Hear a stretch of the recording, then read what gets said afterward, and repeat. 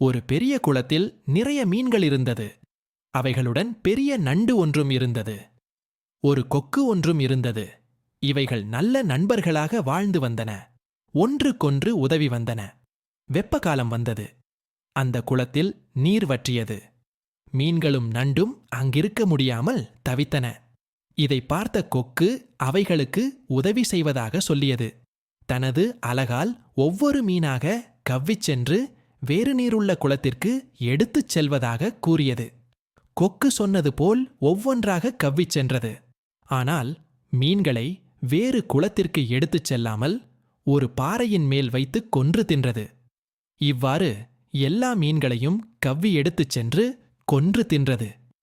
நீர் வற்றின குளத்தில் கடைசியில் நண்டு மட்டும் இருந்தது. கொக்கிடம் நண்டு தன்னையும் காப்பாற்றுமாறு கூறியது. நண்டையும் வேறு குளத்திற்கு எடுத்து செல்ல கொக்கு சம்மதித்தது. உடனே நண்டு கொக்கின் கழுத்தின் மேல் கவ்வி பிடித்துக் கொண்டது. கொக்கும் பறந்து சென்றது. பாறையின் அருகே வரும்போது நண்டு கீழே பாறையிலிருந்த மீன்களின் செதில்களைக் கண்டது. நண்டிற்கு கொக்கின் திட்டம் தெரிய வந்தது. உடனே சிறிதும் தாமதிக்காமல் தனது கால்களால் கொக்கின் கழுத்தை அழுத்தி இறுக்கியது.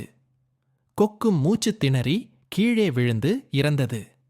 நண்டும் தப்பிச் சென்றது. Thanks for watching.